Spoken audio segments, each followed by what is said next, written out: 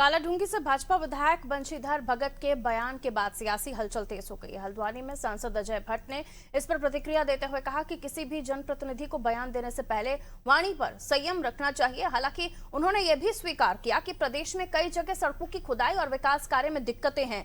यहां तक कि परियोजनाओं में बजट की कमी भी सामने आ रही है। बावजूद इसके अजय भट्ट ने भरोसा जताया है कि 2027 में उत्तराखंड में भाजपा लगातार तीसरी बार सरकार बनाएगी।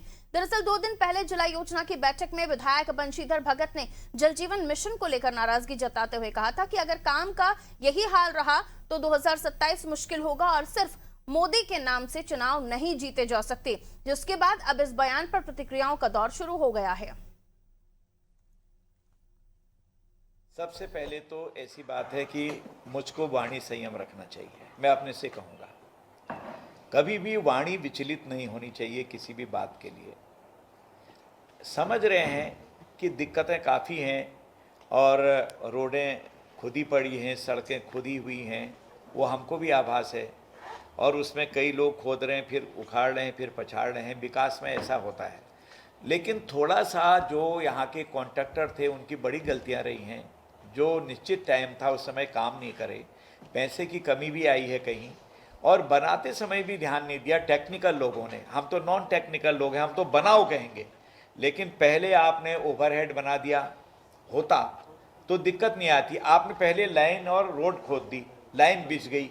अब आप 2 साल के बाद ओवरहेड बना रहे, 1.5 साल वो भी लेगा, दिक्कत तो आएगी। ये तो मैंने कई बार दिशा की बैठक से लेकर साधन, आपको पता होगा संसद में ये प्रश्न मैंने उठाया था।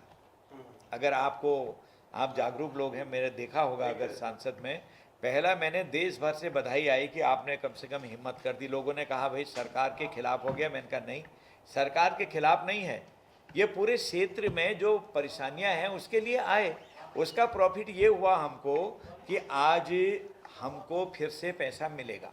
जो कमियां हुई हैं वो जल्दी ठीक हो जाएंगी और हमको ये तय कर लिया गया है कि कई राज्यों को मिल गया उस प्रश्न के आधार पर, लेकिन हमारे उत्तराखंड में भी उसके प्रपोजल बनने में देर हुई या क्या हुआ है मैंने पूछा नहीं है। हमारे राज्य का हिस्सा भी 300-350 करोड़ रुपए जो आना है वो आ रहा है। जो कमियां हैं उसको विभाग जल्दी ठीक करेंगे।